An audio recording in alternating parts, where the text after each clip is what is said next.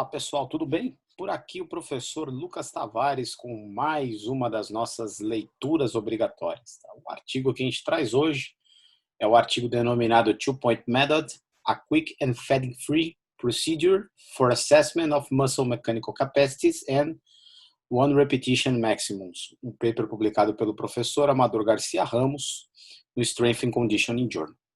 Inicialmente, os autores destacam a relação existente entre a força e a velocidade, né, que pode, inclusive, ser espelhada por uma outra relação muito comum de usarmos na prática do treinamento, que é a relação peso aplicado no exercício, velocidade produzida em função desse peso. Essas relações, que justificam, inclusive, a curva força-velocidade, elas têm duas aplicações importantes no dia a dia da preparação física. A primeira grande utilidade dela é determinar o perfil força-velocidade do atleta, conforme nós apresentamos há duas leituras obrigatórias atrás, tá? Vocês podem dar uma olhada aí no nosso Instagram TV. E aí, para determinar esse perfil força-velocidade, a gente faz usufruto dessa condição para duas situações pontuais. Uma, identificar a velocidade máxima que o atleta consegue produzir durante uma ação muscular, a determinação da força máxima e da potência máxima em função das derivadas obtidas nesse tipo de avaliação.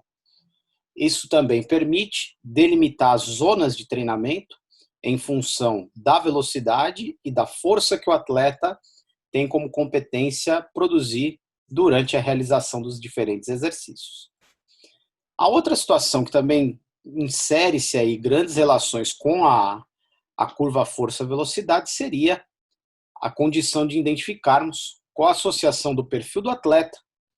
com relação à mecânica que os movimentos usados no esporte traz como exigência. Por que é importante estabelecer esse tipo de condição? Primeiro, porque o perfil mecânico dos movimentos usados no esporte tem capacidade preditiva, né, para estabelecer quais são as exigências específicas que cada modalidade esportiva pode apresentar em relação à curva força-velocidade que o atleta apresenta e em relação também ao seu perfil. E o grande ponto benéfico que destaca o uso desse tipo de estratégia é que é possível, através da identificação do perfil força-velocidade do atleta, dispensar o uso de diferentes testes para avaliar o desempenho físico deste atleta, em especial com relação a essas variáveis, como é o caso da força muscular, da potência e da velocidade. E aí a premissa central desse tipo de discussão e do que o artigo traz em si é que, dado o fato em que cada movimento tem exigências mecânicas específicas, seria de fundamental importância a utilização de um teste que tenha como condição identificar o nível de força, potência e velocidade que o atleta produz, uma vez que essas três capacidades físicas podem apresentar relações lineares, e isso pode favorecer o treinador a otimizar o uso do tempo gasto com as avaliações e também pode permitir ao treinador ajustar as sessões de treinamento de maneira rápida e individualizada, conforme as características de cada atleta. Dentro desse cenário, os autores mostram as duas técnicas de avaliação para identificar esse perfil força-velocidade. A técnica mais clássica, chamada de múltiplos pontos, né, ou Multiple Points Method, onde envolve a aplicação de 4 cargas diferentes para o atleta executar um movimento, tal como agachamento com salto, sendo essas cargas derivadas de valores entre 0 e 80% da massa corporal. Na verdade, há duas maneiras de se aplicar esse método, que seria usando 4 cargas ou usando 6 cargas. E o two-point, que é o método proposto pelo professor Amador Garcia Ramos, que envolve, basicamente, a utilização não de 4 nem de 6, mas sim de apenas 2 cargas entre 0 e 80% da massa corporal. E como nós podemos ver aqui nos dois gráficos, o gráfico à nossa esquerda mostra a relação força-velocidade, enquanto o gráfico à nossa direita mostra a relação carga-velocidade, nós podemos ver que o two-point method, ele realmente consegue caracterizar uma relação linear entre peso levantado e a velocidade produzida durante a realização do movimento com essa carga, assim como ele também consegue sinalizar qual é o ponto de intersecção ou de cruzamento entre a velocidade que o atleta é capaz de produzir e a força que ele gera durante a realização de uma ação muscular. Uma vez que esses dois pontos apresentam linearidade usando apenas duas cargas, de maneira inclusive muito similar à utilização de 4 ou mais cargas para a execução desse tipo de teste, nós conseguimos observar que os valores preditos de uma repetição máxima, identificadas através de equações baseadas nos resultados de ambas as situações, a gente consegue ver que os valores são bastante aproximados, o que indica uma boa confiabilidade dessa estratégia para determinar o nível de força máxima e a carga para uma repetição máxima que o indivíduo utilizaria em um exercício. A gente pode observar, inclusive, na tabela proposta pelos autores com uma revisão breve da literatura, a gente consegue observar que para os 4 parâmetros identificáveis num teste de perfil força-velocidade, sendo esses parâmetros a força, a velocidade, a aceleração e a potência, esses parâmetros apresentam pontualmente, como a gente pode observar na última coluna aqui da tabela, uma confiabilidade e uma reprodutibilidade dos dados superiores a 95%. Então, isso indica que esse tipo de estratégia apresenta dados tão eficientes quanto a estratégia que utiliza mais de 2 cargas para identificar esse perfil força-velocidade, o que sugere uma boa aplicabilidade dessa estratégia. E lembrando, obviamente, que essa tabela aqui traz esse tipo de informação com relação ao movimento de salto com contramovimento. Em paralelo a essa mesma condição, em um outro estudo onde foi testada a cadeira extensora em condição isocinética, no dinamômetro isocinético, foi observado dados extremamente similares, aos quais a gente consegue observar que, de maneira muito precisa, o uso de 2 ou de mais cargas tem um comportamento similar para apontar de forma precisa qual o nível de desempenho da força, da velocidade, da aceleração e da potência, também com um índice de confiabilidade e reprodutibilidade superiores a 95%, o que caracteriza a medida como uma medida válida para ser utilizada no dia a dia como uma avaliação do desempenho ligado à força, potência e velocidade. Como que isso é feito na prática, né? Basicamente, com uma planilha de Excel, como a gente pode ver nesse slide aqui, é possível identificarmos esses parâmetros. A gente pode ver aqui que nós temos o peso do atleta digitado manualmente, a distância do deslocamento produzido durante a realização do movimento, no caso aqui o movimento seria um salto, e o registro da carga utilizada junto ao exercício e da altura atingida na execução do salto. Então, com a massa corpórea, com a distância do deslocamento, com a altura do salto e com a carga aplicada, a gente consegue obter os parâmetros previamente calculados em relação ao perfil força-velocidade desse atleta. Isso é baseado na referência do professor Pierre Samozino, onde ele traz as equações, nessa referência 47, que inclusive está previamente delimitada aqui abaixo no parênteses, na legenda da própria figura, onde a gente basicamente tem os cálculos da velocidade em função da máxima força produzida dividida pelo intercepto entre a força e a velocidade,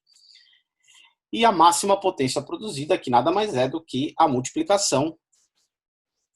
do nível de força máxima vezes a velocidade máxima dividida pela quantidade de cargas utilizadas. No caso aqui, 2 cargas. Então, a gente pode ver que com uma planilha de Excel, com algumas equações customizadas, a gente consegue identificar esses dados com uma boa precisão. E aí os dados que a gente precisa inserir nessa planilha, como eu bem disse, é a massa corpórea do atleta, a altura do salto, a carga utilizada durante esse salto e a distância relacionada ao deslocamento que o atleta efetuou para executar esse salto. Então, com 4 parâmetros, com 4 informações digitadas em uma planilha, a gente consegue ter a obtenção dessas informações de maneira bastante pontual e precisa. Tá? O que não é diferente quando a gente olha para a quantificação do valor de carga utilizada para uma repetição máxima. Baseada nas mesmas premissas, aqui basicamente a gente tem a inserção de quais informações? A inserção da velocidade média que o indivíduo consegue produzir durante a realização do movimento com as diferentes cargas, a carga aplicada junto à barra para executar esse exercício e a velocidade estimada para uma repetição máxima que esse atleta eventualmente venha a produzir. Esses dados de velocidade para uma repetição máxima já tem vários relatos na literatura, que basta consultá-los para registrar numa planilha como essa, e aí a gente consegue ter a equação estimada de um RM, onde é utilizado o valor do slope, ou seja, o ponto de cruzamento entre a força e a velocidade produzida pelo indivíduo, vezes a velocidade predita para essa uma repetição máxima, somada ao peso observado no intercepto, no peso observado no cruzamento das informações entre a carga e a velocidade gerada. Então, com poucas informações, a gente consegue fazer a colocação desses dados numa planilha exatamente igual à planilha vista no slide anterior, e a gente consegue ter a obtenção dos valores para uma repetição máxima com apenas 2 ações musculares efetuadas, sem levar o atleta à fadiga, sem gerar algum tipo de percalço para suas atividades diárias, o que permitiria fazer essa avaliação todos os dias antes de iniciar o treinamento e assim ajustar conforme a resposta que o atleta apresenta à carga de treino com uma maior precisão, respeitando a sua individualidade biológica, né? Os dados de velocidade, assim como alguns dados que são calculados por essas planilhas, eles podem ser obtidos de maneira um pouco mais automatizada com o uso de algumas ferramentas que hoje estão bastante populares aí na nossa realidade, como é o caso dos 2 aplicativos aí já disponíveis, tanto para iPhone quanto para Android, que é o caso do MyJump e o caso do MyLift, ambos aplicativos produzidos por colaboradores do professor Amador Garcia Ramos, que é o professor Carlos Balsalobre, onde esses aplicativos já têm inserido as equações e as derivadas para se calcular tanto o perfil força-velocidade quanto o valor predito de uma repetição máxima. Então, hoje já é possível fazer esse tipo de avaliação de forma rápida através do uso de ferramentas disponíveis aí nos diferentes smartphones. Bom, eu espero aí que vocês tenham gostado e eu gostaria de ressaltar as considerações finais, onde ainda carecemos de mais estudos que testem o uso dessas estratégias com diferentes exercícios, uma vez que isso pode favorecer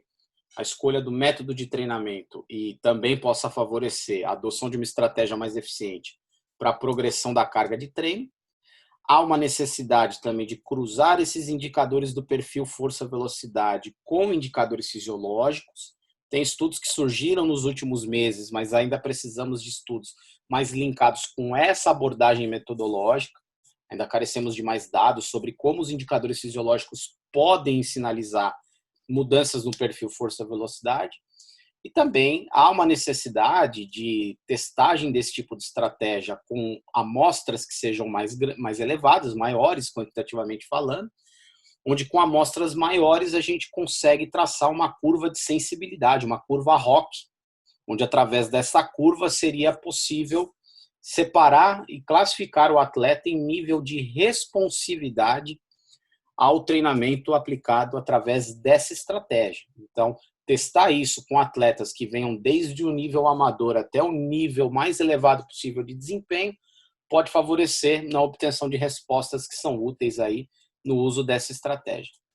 Eu espero que vocês tenham gostado. Deixo aqui meu contato, clique, curte, compartilha, salva e vamos fazer desse espaço ainda um espaço mais frutífero para novas discussões. Um grande abraço a todos.